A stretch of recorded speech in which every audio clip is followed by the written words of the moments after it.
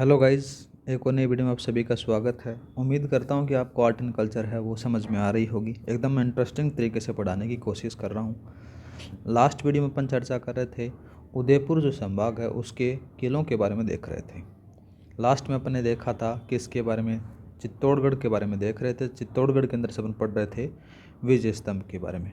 ठीक है, अब बात करते हैं इस विजय स्तंभ का जो निर्माण है वो किसने करवाया। यहाँ पर बात करेंगे अपन निर्माण। जब निर्माण का जिक्र होता है ना गाइज, तो यहाँ पर एक तरफ बात करें तो एक आता है महाराणा कुंभा। कौन आता है? महाराणा कुंभा।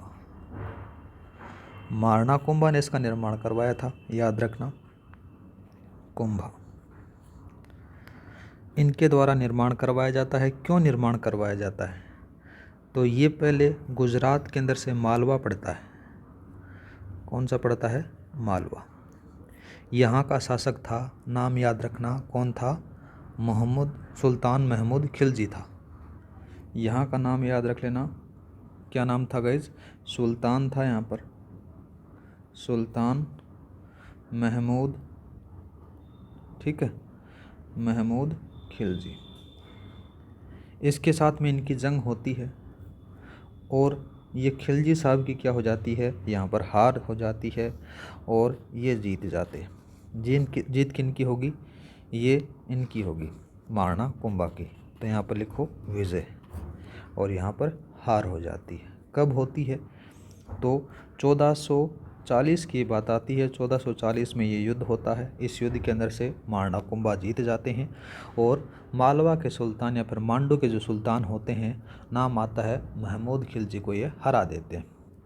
इस खुशी के दौरान इन्होंने विजय स्तंभ की नींव रखी थी। तो यहाँ पर लिखो विजय के उपलक्ष्य में, विजय के उपलक्ष्य में, विजय के उपलक्ष्य में विजय स्तंभ का निर्माण कराया। किसने करवाया? याद रखना, महाराणा कुंभा ने करवाया। बात करें इसी के बारे में अगर टोटल जो है इसकी प्रतिष्ठा के बारे में, तो 1448 बताई जाती है। कब बताई जाती है? 1448। इसके अन्य नामों के बारे में थोड़ा सा जिक्र कर लेते हैं। अन्य नामों के बारे में बात करें तो कौन कौन से आ जाते हैं इनके नाम? हिंदू देवी देवताओं का अजायब घर कहा जाता है और विजय के उपलक्ष्य में बनाया गया था, इसलिए इसको विक्ट्री टावर भी कहा जाता है। तो इनके दोनों नामों के बारे में लिख लो।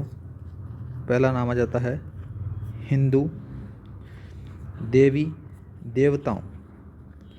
हिंदू देवी देवताओं का क्या है? अजायब घर है। ठीक है, अजायब घर। दूसरा आ जाता है, दूसरा नाम यहाँ पर लिखो गाइस, विक्ट्री टावर। ये भी इसका अन्य नाम आ जाता है विजय स्तंभ का। और बात करें, यह 9 मंजिल का है। कितने का है? 9 मंजिल, जी थोड़ी छोटी आएगी, 9 मंजिल का है। इसके बारे में बात करें तो सारी मंजिलों के बारे में, पहली मंजिल है ना, उसके अंदर से क्या कहा जाता है कि विजय स्तंभ का जो प्रवेश द्वार है वो जनार्दन मूर्ति की है, जिसके पास में क्या है, जबकि प्रथम इसको मंजिल आ जाती है उस पर अनंत है। अनंत हो गया, ब्रह्मा हो गया, रुद्र की मूर्तियाँ लगी गई हैं। जब दूसरी मंजिल पर अपन चलते हैं तो दूसरी मंजिल के ऊपर क्या मिलेगा आपको? अर्धनारीश्वर और हरिहर की मूर्तियाँ मिलेंगी। जब तीसरी मंजिल के ऊपर चलोगे तो तीसरी मंजिल पर कौन सा मिलेगा? जयंत नारायण की मूर्ति मिलेगी और पितामह की मूर्तियाँ मिलती हैं। जब आप चौथी मंजिल के ऊपर आ जाते हो तो चौथी मंजिल के ऊपर तिरखंडा के साथ में एक और नाम आ जाता है हरिसिद्ध, पार्वती, हिंगलाज, गंगा, यमुना, सरस्वती, इनकी मूर्तियाँ मिल जाती हैं। जब आप 5वीं मंजिल के ऊपर चढ़ते हो तो यहाँ पर क्या मिलती हैं? जोड़े के रूप में आपको मूर्तियाँ मिलती हैं, जिसमें से लक्ष्मी नारायण की मिलती है, उमा माहेश्वर की मिलती है, सावित्री ब्रह्मा की मूर्तियाँ मिलती हैं। मतलब जोड़े के अंदर से मूर्तियाँ मिल जाती हैं। जब छठी मंजिल पर आप जाते हो तो छठी मंजिल पर आपको क्या मिलेगा? सरस्वती, महालक्ष्मी, महाकाली की मूर्तियाँ मिलेंगी। ठीक है। जब 7वीं मंजिल पर आ जाते हो तो इसमें वराह की मूर्तियाँ, नरसिंह की मूर्तियाँ, रामचंद्र की मूर्तियाँ और साथ में ही क्या मिलेगी? बुद्ध की मूर्तियाँ भी मिलती हैं। 8वीं मंजिल पर जब आप आते हो तो 8वीं मंजिल के ऊपर यहाँ पर कोई भी मूर्ति आपको देखने को नहीं मिलती है। 9वीं मंजिल पर बात करें तो 9वीं मंजिल पर हमीर से लेकर मुक्कल तक का जो है उनके इतिहास का जो है उन्होंने किस प्रकार से काम किया उनके बारे में सारी चीज़ें लिखी गई हैं। तो मतलब उनकी कीर्तियों का बखान किया गया है। तो यहाँ पर इसका अन्य नाम और लिख सकते हो, इसको कीर्ति स्तंभ भी कहा जाता है। अन्य नाम यहाँ पर लिखो, तीसरा आ जाता है कीर्ति स्तंभ, ये नाम इसके आ जाते हैं। ठीक है, तो इससे ये पहला जो नाम है वो सिद्ध हो गया कि क्योंकि इनको हिंदू देव देवताओं का अजायब घर कहा जाता है। आपने हर मंजिल के बारे में देखा कि कौन कौन सी मंजिल पर कौन कौन से जो मूर्तियाँ विद्यमान हैं।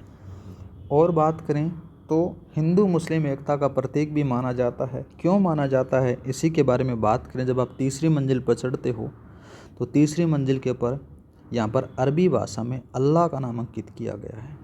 और जब 7वीं मंजिल पर जाते हो तो 7वीं मंजिल पर यहाँ पर स्वास्तिक का चिन्ह देखने को मिल जाता है।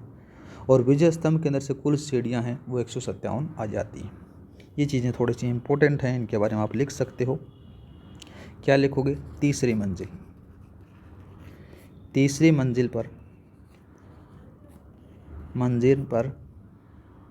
अरबी भाषा में, कौन सी भाषा है? अरबी भाषा में नाम याद रखना, अल्लाह नाम अंकित है। ठीक है, ये तीसरी मंजिल की बात हो गई। 7वीं मंजिल पर अपन चलते हैं। कौन सी मंजिल? 7वीं मंजिल। 7वीं मंजिल पर स्वास्तिक का चिन्ह आपको देखने को मिल जाएगा। कैसा चिन्ह मिलेगा? स्वास्तिक का, इस प्रकार से। ठीक है, 7वीं मंजिल पर स्वास्तिक का चिन्ह है। ठीक है, आगे बात करें तो ये चीज़ और लिखो, विजय स्तंभ में कितनी? 157 सीढ़ियाँ हैं। कितनी है गाइस? 157 सीढ़ियाँ हैं। ठीक है, 8वीं मंजिल पर आपने देखा कि 8वीं मंजिल पर यहाँ पर कोई भी आपको मूर्ति देखने को नहीं मिलेगी। बाद में क्या होता है कि 9वीं मंजिल है ना, 9वीं मंजिल के ऊपर बिजली गिर जाती है। और बिजली गिरने के बाद में 9वीं मंजिल है वो लगभग नष्ट हो जाती है। नष्ट होने के बाद में एक और राजा का नाम आता है। क्या नाम लिखोगे? स्वरूप सिंह। नाम क्या लिखोगे? स्वरूप सिंह ने पुनः निर्माण कराया, याद रखना। अब एक चीज़ और पूछ लेता है कभी कभार एग्जामिनर क्या पूछता है? ये तो निर्माण किसने करवाया। अब पूछता है कि इनके मिस्त्रियों का नाम ज़रूर पूछ लेता है कि इनके जो शिल्पी थे, शिल्पी, विजय स्तंभ के शिल्पियों के बारे में बात करें तो एक तो नाम आता है जेता के साथ में नापा के साथ में एक और आता है पुंजा। इनके द्वारा इनका निर्माण किया जाता है। ठीक है, जब कोई पेंटर कोई पेंटिंग बनाता है तो अपना नाम नोट ज़रूर करता है। एक चीज़ देखना उस पेंटिंग के अंदर से। वैसा ही क्या होता है, जब इन्होंने बनाया, इनके शिल्पियों ने बनाने के बाद में क्या होता है कि गाइज इन्होंने विजय स्तंभ की जो 5वीं मंजिल है ना, उस 5वीं मंजिल के ऊपर नाम और आकृतियाँ अंकित की गई थी। ठीक है, थोड़ी देर पहले अपन ने चर्चा की कि इसकी जो 9वीं मंजिल है उसके ऊपर एक प्रशस्ति लगी गई है। उस प्रशस्ति का नाम है कीर्ति स्तंभ प्रशस्ति। इसीलिए विजय स्तंभ को कीर्ति स्तंभ भी कहा जाता है। और जो कीर्ति स्तंभ प्रशस्ति है उसके रचयिता एक तो आते हैं अत्रि और महेश भट्ट आते हैं, याद रखना। यहाँ पर लिखो 9वीं मंजिल पर क्या लिखा गया है? कीर्ति स्तंभ प्रशस्ति के नाम से आता है। क्या नाम आएगा? कीर्ति स्तंभ प्रशस्ति के रचयिता पूछ सकता है आपसे। रचयिता तो 2 लोगों का नाम जरूर आता है। एक का नाम आता है अत्रि भट्ट व महेश भट्ट। क्या आता है? इनके द्वारा इनका निर्माण किया गया, इनके द्वारा ये रची गई। और बात करें तो इसको बनाने का खर्च कितना आया? खर्च आपसे पूछे तो खर्च कितना बताओगे गाइज? लगभग 90 लाख रुपए। 90 लाख रुपए इसको बनाने में खर्च हुए थे। किसको? विजय स्तंभ को। और बात करें तो ये इमारत है ना, ये कुंभा की कीर्तियों के बारे में बताती है कि कुंभा ने कौन कौन से कार्य किए, उनकी कीर्तियों के बारे में बखान करती है, इसलिए इसको कीर्ति स्तंभ भी कहा जाता है। वो चीज़ें मैंने बताई आपको, ठीक है। तो इस प्रकार से आपने देखा कि इसके बारे में, विजय स्तंभ के बारे में चर्चा की। अब वापस चलते हैं अपन चित्तौड़गढ़ किले के अंदर से हैं, चित्तौड़गढ़ किले के अंदर ही। अब चित्तौड़गढ़ के और आसपास की जो चीज़ें हैं उन्हीं के बारे में बात करते हैं, ठीक है। तो लिखो यहाँ पर चित्तौड़ का किला, चित्तौड़गढ़ दुर्ग राजस्थान का सबसे बड़ा किला है। सबसे बड़ा क्या है? किला है। और बात करें इसी के साथ में तो इसके सबसे बड़ा लिविंग फोर्ट भी इसके अंदर ही है, याद रखना। सबसे बड़ा लिविंग फोर्ट कौन से में है? चित्तौड़गढ़ के अंदर से आ जाते हैं। अन्य नामों के बारे में बात करें तो यहाँ पर लिखो उपनाम।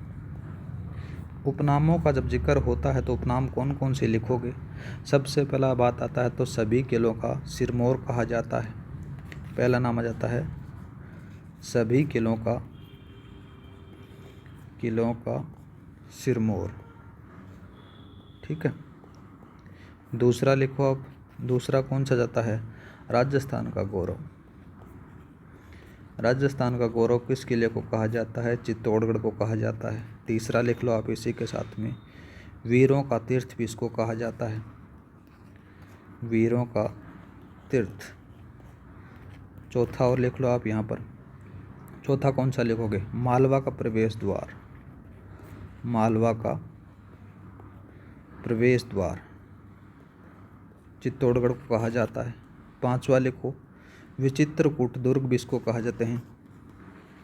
विचित्रकूट दुर्ग, ठीक है। छठा और लिख लेते हैं अपन, छठा कौन सा लिखोगे? छठा नाम लिख लो जो बहुत बार पूछा जाता है, तो इन्होंने नाम चेंज किया था अलाउद्दीन खिलजी ने, तो नाम आता है खिजराबाद। क्या आता है?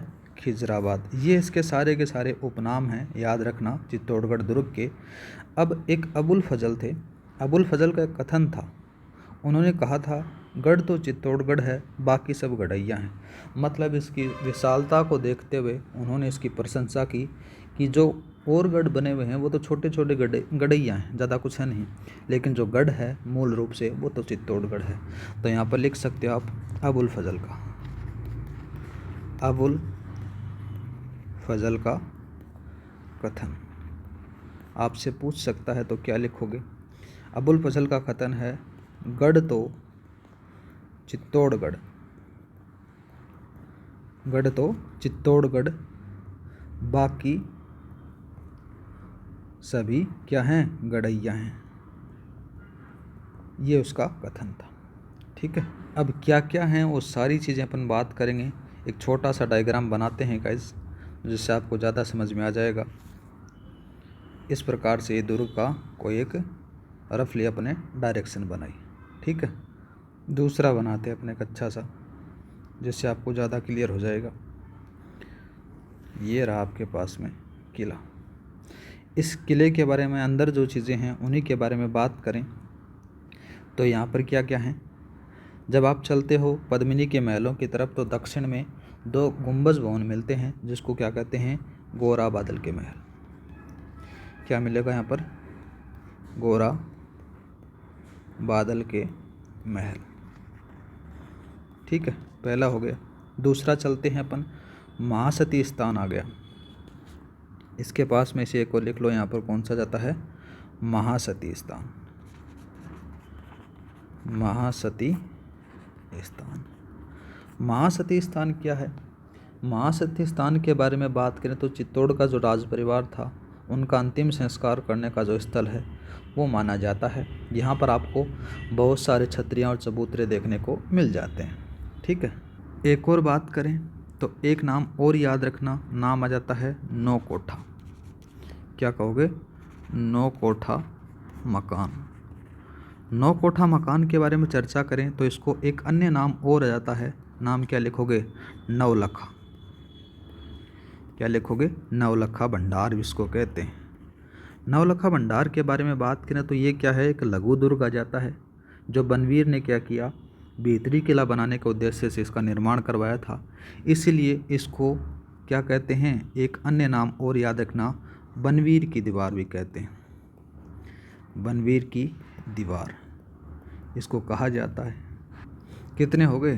पहला हो गया, दूसरा हो गया, तीसरा लिख लिया। चौथा बात करते हैं। चौथे के बारे में बात करें तो चित्तौड़गढ़ किला का जब आप भ्रमण करोगे, इसके अंदर से बहुत सारे आपको मंदिर देखने को मिल जाएंगे, जिसके अंदर से बहुत सारी चीज़ें बनी हुई हैं। उन्हीं के बारे में अपन अब बात करने वाले हैं। ठीक है, तो सबसे पहले बात करते हैं। तो पहला नाम आ जाता है कौन सा गाइज? जिसका किसने निर्माण करवाया था? महाराणा कुंभा के द्वारा निर्माण करवाया जाता है। तो याद रखना यहाँ पर आ जाता है कुंभ स्वामी मंदिर। कुंभ स्वामी मंदिर ये आपको देखने को मिलेगा यहाँ पर। ठीक है, और क्या मिलेगा? देखो 3 हो गए, चौथा हो गया। चौथा बात करें तो यहाँ पर सूरजपोल के पास में जाओगे तो आपको मिलेगा नीलकंठ महादेव का मंदिर। 5वां लिख लो यहाँ पर। कौन सा लिखोगे? नीलकंठ महादेव मंदिर, ये भी इसी के अंदर से आपको देखने को मिलेगा। छठा बात कर लेते हैं तो एक का नाम आ जाता है बाण माता। कौन सा लिखोगे? बाण माता मंदिर। ठीक है, तो बाण माता के बारे में थोड़ा सा जिक्र करें तो मेवाड़ के जो सिसोदिया राजवंश की कुल देवी हुआ करती थी। ठीक है, एक और नाम लिखो यहाँ पर इसी के साथ। मंदिरों का जब नाम आ रहा है तो कौन सा लिखोगे? नाम आ जाता है अन्नपूर्णा। अन्नपूर्णा, या फिर एक नाम और इसका आएगा बिरडी माता, जिसका निर्माण किसने करवाया था? हमीर देव सिसोदिया के द्वारा करवाया जाता है। और बात करें तो 8वां बात कर लेते हैं, मीराबाई का मंदिर भी यहाँ पर देखने को मिलेगा। मीराबाई का मंदिर। ठीक है गाइस, 9वां बात करते हैं। 9वां कौन सा लिखोगे? एक और आ जाता है जिसका नाम बात करें तो महासती स्थान पर बना हुआ समिदेश्वर मंदिर, वहाँ पर ये बना हुआ है। एक तुलजा भवानी का मंदिर हुआ जाता है। कौन सा आता है? तुलजा भवानी। और तुलजा भवानी का जो मंदिर का निर्माण है वो बनवीर ने करवाया था, याद रखना। और जो तुलजा भवानी है ये जो शिवाजी थे ना, शिवाजी मराठा की कुल देवी मानी जाती है। एक और नाम लिखो, 10वां आ जाता है। 10वें का कौन सा लिखोगे? कुड़केश्वर महादेव मंदिर। कुड़केश्वर महादेव मंदिर, ये इसके अंदर से आपको देखने को मिल जाएंगे गाइस। इनको अपन आगे बढ़िया तरीके से डिस्क्राइब कर देंगे, किस प्रकार से किसने निर्माण करवाया, किसके याद में करवाया, वो सारी चीज़ें अपन याद करेंगे। जब चित्तौड़गढ़ के अंदर से चलते हो तो चित्तौड़गढ़ दुर्ग के अंदर से एक चीज़ और देखने को मिलेगी आपको, रैदास की छतरी। क्या मिलेगी? रैदास की छतरी। रैदास की छतरी याद रखनी है। दूसरा और लिख लो आप, यहाँ पर आ जाता है कालिका। कालिका माता के मंदिर भी यहाँ पर आपको देखने को मिल जाता है। जो प्राचीन रूप से बात करें तो ये पहले क्या था? याद रखना, ये सूर्य मंदिर था। इसका जीर्णोद्धार करवाया गया था और बाद में इसको कालिका माता के मंदिर में कन्वर्ट कर दिया जाता है, जिसका निर्माण अगर बात करें तो लगभग 10वीं शताब्दी के अंदर से आसपास हुआ माना जाता है। जब चित्तौड़गढ़ दुर्ग के अंदर से चलते हो तो यहाँ पर जैन मंदिर भी आपको देखने को मिल जाते हैं। कौन से मिलेंगे? जैन मंदिर। जब जैन मंदिरों का जिक्र हो जाता है तो इसमें से सबसे पहले बात करें तो जो बड़ी पोल था ना, उस पोल के दरवाजे के पास में एक को नाम आ जाता है सतबीस देवरी मंदिर। ये जैन मंदिर है, याद रखना, सतबीस देवरी जैन मंदिर। ठीक है, इसके साथ में और बात करें तो जब राजमहलों की तरफ बढ़ते हो तो यहाँ पर एक और मिलता है श्रृंगार चौरी। ठीक है, श्रृंगार चौरी है जो जैन मंदिर भी माना जाता है। यहाँ पर लिखो श्रृंगार चौरी, ये जैन मंदिर है, जैन मंदिर। ठीक है गाइस, इतना समझ में आ गया होगा उम्मीद करता हूँ। आगे बात करें ना तो जब आप चलते हो इस किले के अंदर से पूर्व की तरफ तो उस तरफ आपको एक मिलेगा क्या मिलेगा, एक 7 मंजिला जैन कीर्ति स्तंभ भी देखने को मिल जाता है। यहाँ पर लिखो जैन कीर्ति स्तंभ भी इसके अंदर है। इसके बारे में कहा क्या जाता है कि आदिनाथ का स्मारक बताया जाता है। इसके अंदर से ऊंचाई इसकी कितनी है वो भी थोड़ा सा लिख लो, कभी कभार पूछ ले। तो ये 35 फीट लंबा है, ऊंचाई है इसकी। सीढ़ियों के बारे में बात करें तो सीढ़ियाँ लिखो। सीढ़ियों के बारे में बात करें तो 54 इसके अंदर से सीढ़ियाँ मिल जाती हैं। और बात करें इसी के बारे में तो ये क्या है, यहाँ पर लिखो आदिनाथ का स्मारक बताया जाता है। ठीक है, कौन सा, जैन कीर्ति स्तंभ। अब इसका निर्माण किसने करवाया, निर्माण के बारे में अपन अब चर्चा करते हैं। निर्माण के बारे में बात करें तो भगीरथवाल जैन आता है, जिसके अंदर से जीजा और इसके पुत्र नाम आ जाता है पुण्य सिंह के द्वारा लगभग 10वीं और 11वीं शताब्दी के मध्य इसका निर्माण करवाया जाता है। तो इसके निर्माणों के बारे में बात करें तो नाम आ जाता है जीजा व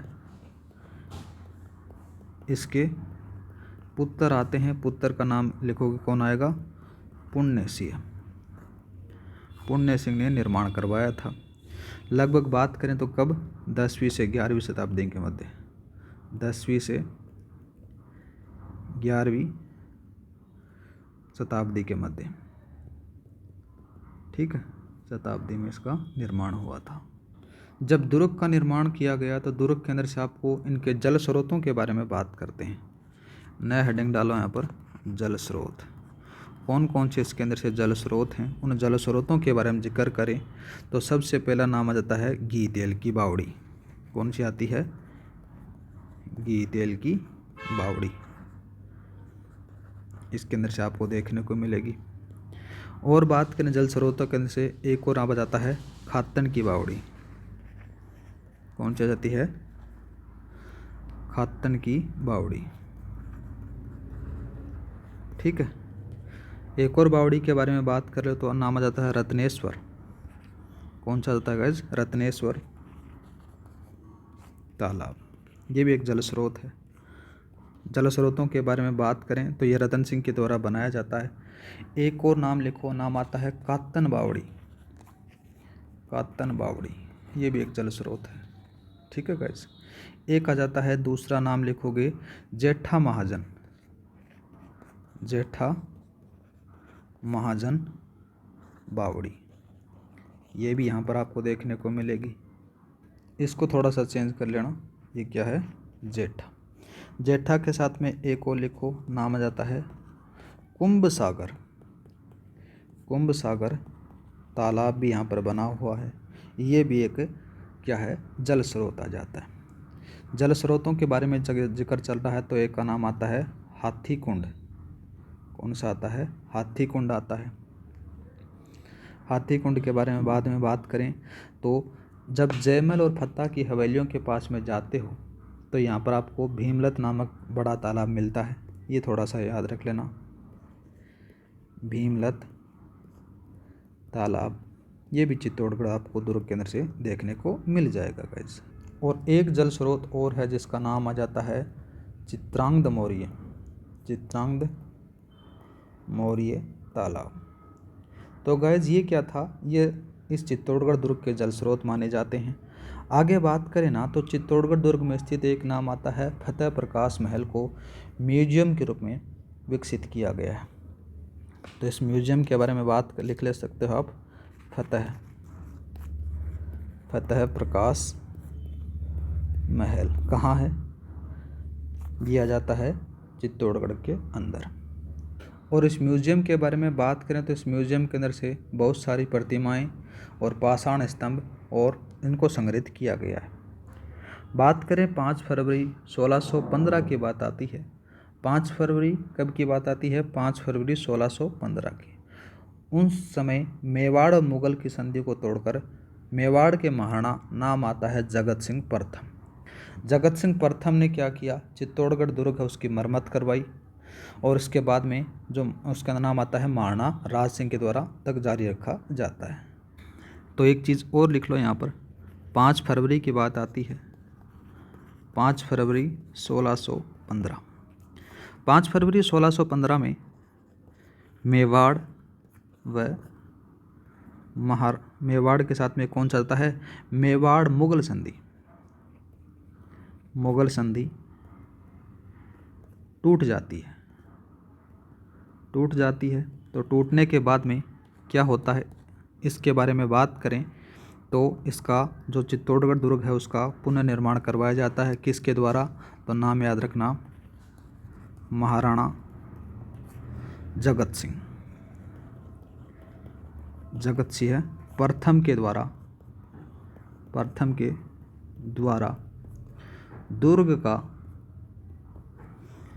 दुर्ग का क्या करवाया जाता है? मरम्मत करवाई जाती है। मरम्मत करवाई गई। ठीक है, आगे बात करें ना गाइज तो थोड़ा सा इसके बारे में और देख लेते हैं। यहाँ पर एक जो जौहर स्थल है उसके अंदर से क्या है, वर्तमान में क्या कर दिया गया है, उस कुंड को मिट्टी से भरकर बंद कर दिया गया है। बस बताया जाता है कि यहाँ पर जौहर स्थल हुआ करता था। बात आती है कब की?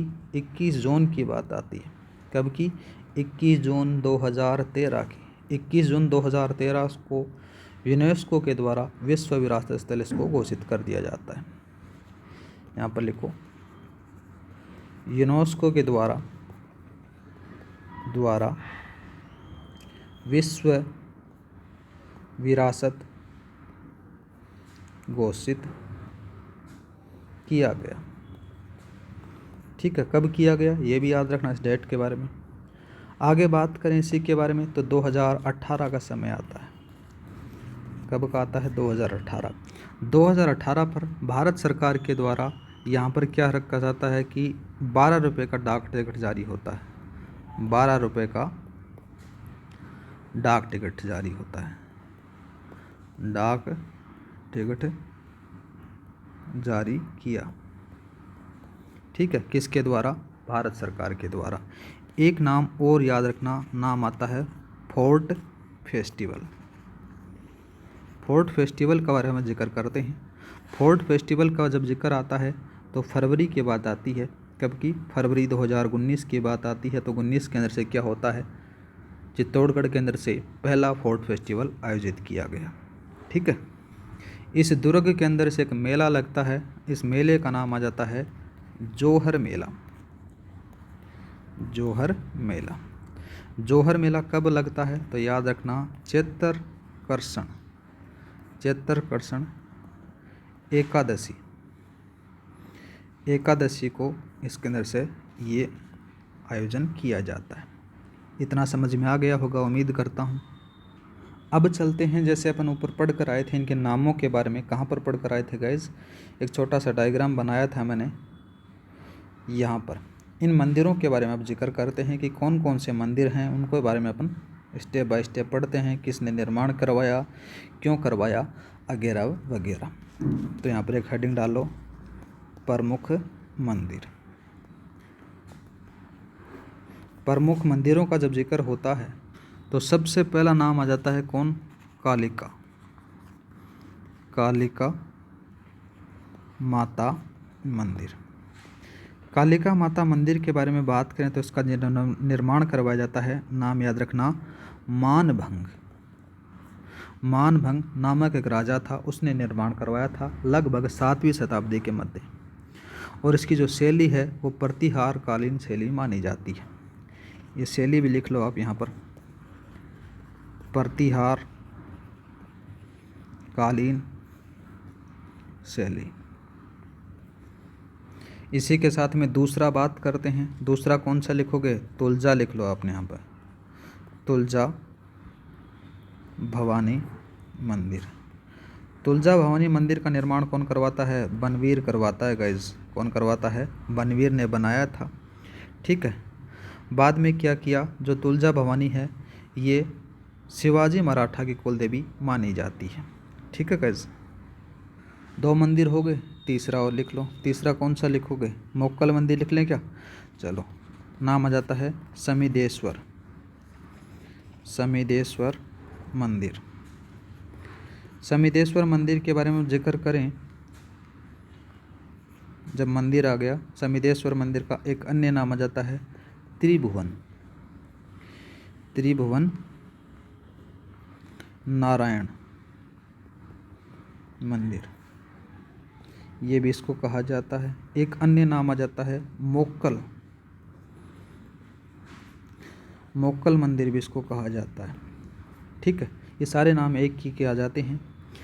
इसके अंदर से क्या होता है, इसको राजा भोज ने, जो परमार शासक थे राजा भोज, उनके द्वारा कब करवाया जाता है, 1011 से लेकर 1055 के मध्य निर्माण करवाया जाता है। और यहाँ पर लिख सकते हो राजा भोज। क्लास की PDF फाइल आपको टेलीग्राम पर मिल जाएगी। टेलीग्राम का जो लिंक है वो मैंने डिस्क्रिप्शन में दे रखा है, वहाँ पर जाकर आप ज्वाइन कर सकते हो। अब इसका मोक्कल मंदिर क्यों नाम पड़ता है, तो इसका जो पुनर्निर्माण मोक्कल के द्वारा करवाया जाता है लगभग 1428 ईस्वी का समय। ठीक है, इसलिए इसको क्या करने लगा गया, मोक्कल मंदिर के नाम से जाना जाने लग गया। और शिव की त्रिमुखी प्रतिमा यहाँ पर स्थापित की गई थी। 1150 के अंदर से कुमारपाल का शिलालेख यहाँ पर लगा हुआ है, ज़्यादा कोई खास इसके बारे में है नहीं। आगे बात करते हैं, नाम यहाँ लिखो चौथा, कुंभ श्याम मंदिर। कौन सा लिखोगे, कुंभ श्याम मंदिर, इसके बारे में अपन जिक्र करते हैं। कुंभ श्याम मंदिर के बारे में बात करें तो ये प्रतिहार कालीन शैली में बना हुआ है। और मुख्य रूप से बात करें तो ये शिव जी का मंदिर है। बाद में इसको तोड़कर वैष्णव मंदिर बना दिया गया था। ठीक है, अब आपके दिमाग में आइडिया आया होगा कि कुंभ श्याम मंदिर को तोड़ा किसने, तो मलेच्छों के द्वारा यहाँ पर आक्रमण किया जाता है। और आक्रमण करने के बाद में इस मंदिर को नष्ट कर दिया जाता है। जब मारणाकुंभा का काल आता है तो मारणाकुंभा के काल के अंदर से 1449 के अंदर से इस मंदिर का जीर्णोद्धार करवाया जाता है।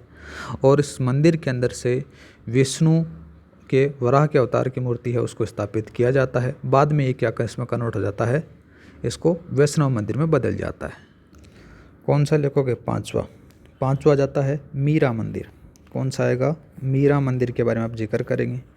मीरा मंदिर है, ये इसका निर्माण किसने करवाया, तो यह भी एक कुंभ श्याम मंदिर के पास में बना हुआ है। ठीक है, और इसका निर्माण करवाया जाता है मारना सांगा, उनकी पुत्र वधू की याद में इसका निर्माण करवाया जाता है। यहाँ पर लिखोगे मारना सांगा। ठीक है, मारना सांगा इनका निर्माण करवाता है। जब इस मंदिर के पास में जाते हो आप, मीरा मंदिर के पास में, तो यहाँ पर आपको रैदास की 4 खंभों की छतरियाँ भी बनी हुई दिखाई दे जाती है। नेक्स्ट बात करते हैं छठा थोड़ा सा इम्पोर्टेंट है, नाम याद रखना, श्रृंगार चौरी। कौन सा आता है, श्रृंगार चौरी के बारे में अपन जिक्र करते हैं। जब श्रृंगार चौरी का नाम आ जाता है तो यह शांतिनाथ जैन मंदिर माना जाता है। और इसका निर्माण किसके द्वारा किया जाता है, कुंभा के कोषाध्यक्ष होते हैं, नाम आ जाता है बेलका। ठीक है, बेलका या फिर बेलाक के नाम से देखने को मिल जाता है। ये जो कुंभा थे, मारना कुंभा, उसके ये कोषाध्यक्ष थे, उनके द्वारा करवाया जाता है। और इसकी जो श्रृंगार चौरी के अंदर ही बात करें तो जो कुंभा की पुत्री थी, नाम आ जाता है रमाबाई का विवाह भी श्रृंगार चौरी के अंदर से ही संपन्न हुआ था। 7वां लिख लो, 7वां कौन सा लिखोगे, सतबीस देवरी।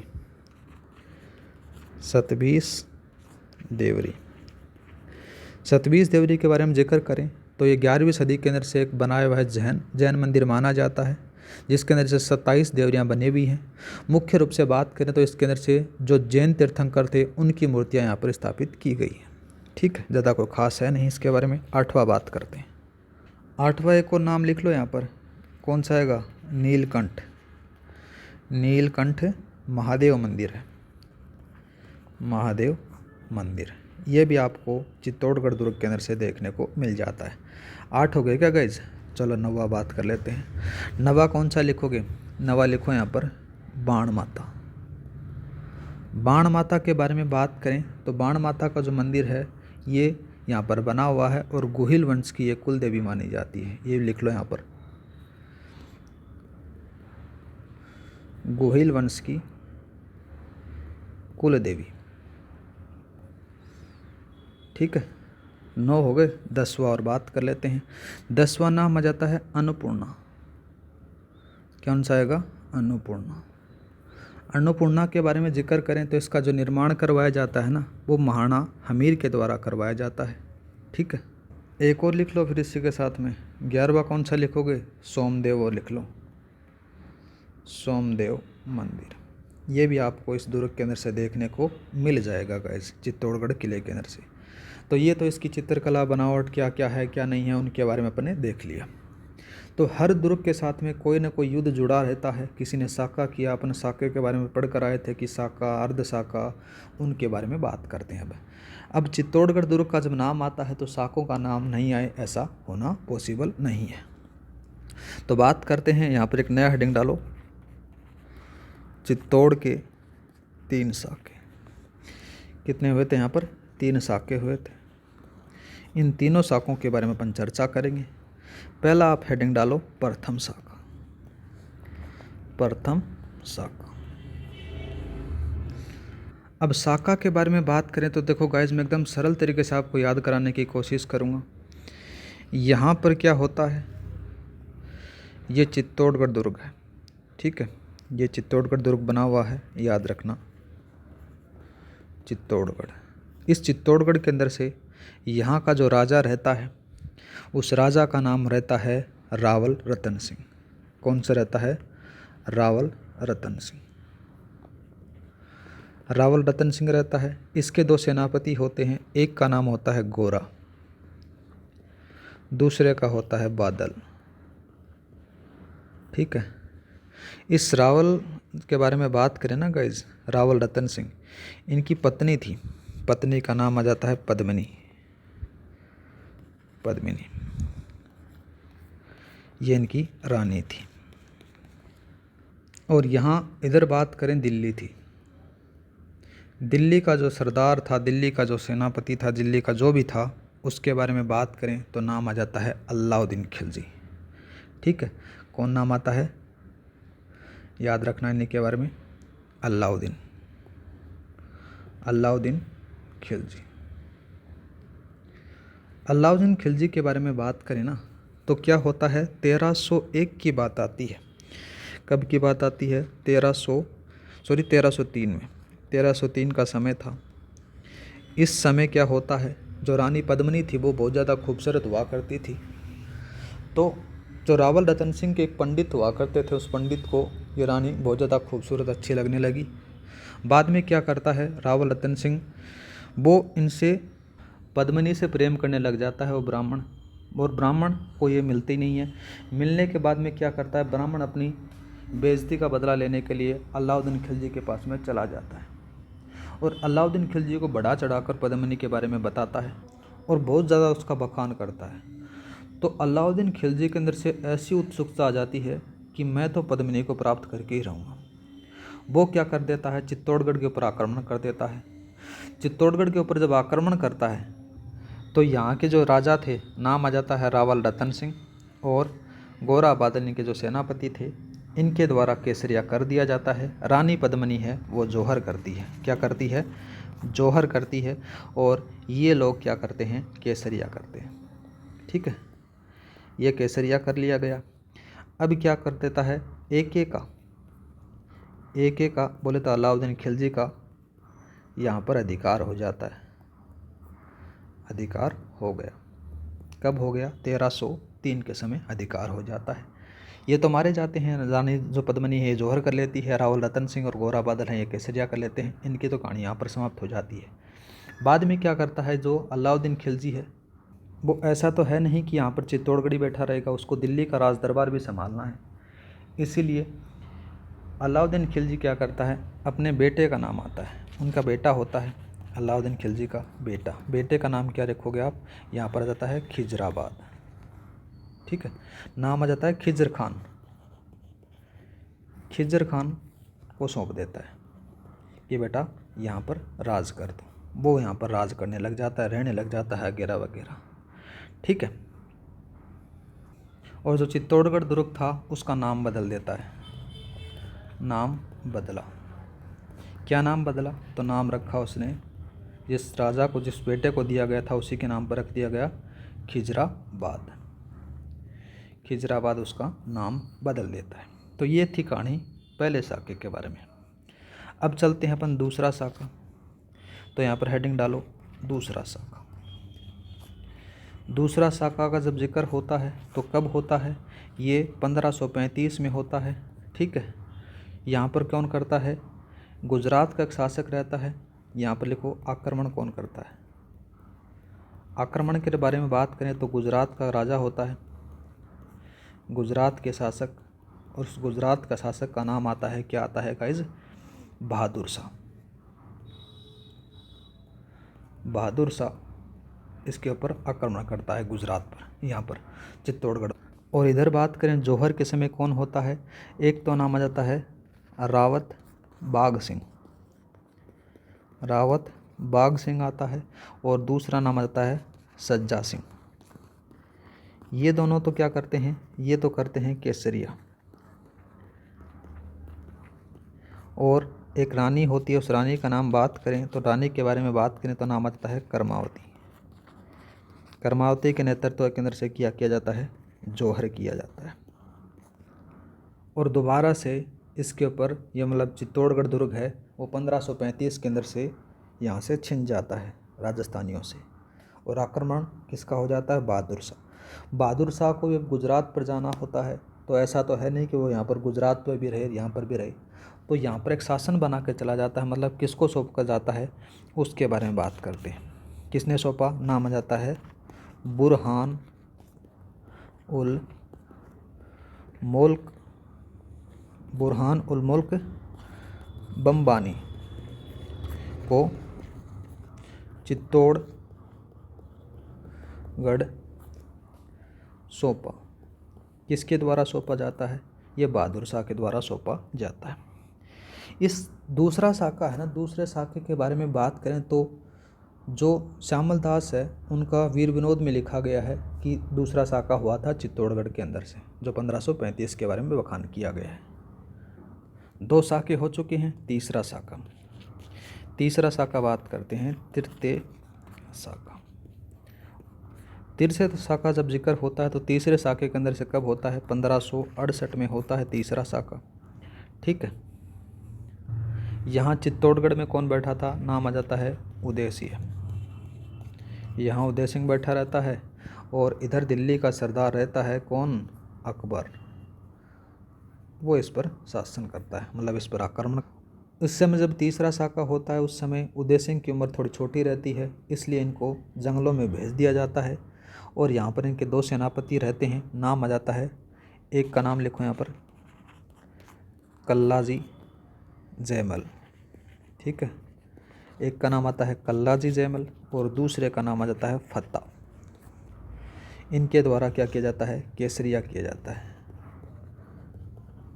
यहाँ का जो शासक था वो तो जंगलों में चला जाता, छोटा था, छोटा लड़ नहीं सकता था इसीलिए।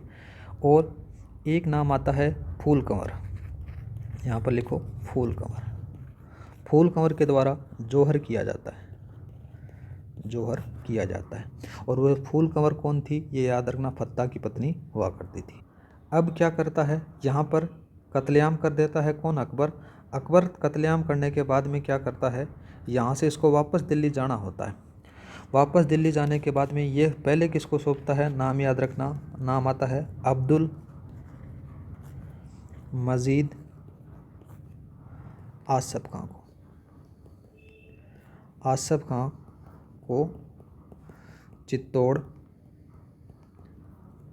सौंप देता है, सौंपता है अकबर। ठीक है, खुद दिल्ली चला जाए। कभी कभार आपसे डेट पूछ लेता है कि अकबर का पूर्ण रूप से अधिकार चित्तौड़ के ऊपर कब होता है, तो 25 फरवरी की बात आती है। 25 फरवरी कब तक? 1568 तक यहाँ पर पूर्ण रूप से अधिकार हो जाता है। ठीक है, जब इसको सौंपता है तो इस डेट को याद रख लेना बस। तो गाइज ये थी चित्तौड़गढ़ के बारे में। उम्मीद करता हूँ कि आपको समझ में आ चुकी होगी बढ़िया तरीके से। मेरा होता है उससे मैं आपको बेस्ट समझाने की कोशिश करता हूँ। ठीक है, अब आप जितने भी एग्ज़ाम्स हुए हैं प्रीवियस ईयर के क्वेश्चंस उठा कर देख लेना, उसके अंदर से चित्तौड़गढ़ का जो किला है उसके अंदर से बाहर कोई भी क्वेश्चन आपको नहीं मिलेगा। सारे के सारे 3-4 क्लास के अंदर से कंप्लीट आपको मिल जाएंगे। ठीक है गाइज, नेक्स्ट वीडियो में अपन चर्चा करेंगे बेंसरोडगढ़ के बारे में, किस प्रकार से किसने निर्माण कराया, कहाँ पर बना हुआ है वगैरह वगैरह। पहले अपन उदयपुर संभाग के किलों के बारे में बात करेंगे, बाद में दूसरे संभाग को ले लेंगे गाइज। आज के इतना ही। जय हिंद, जय भारत।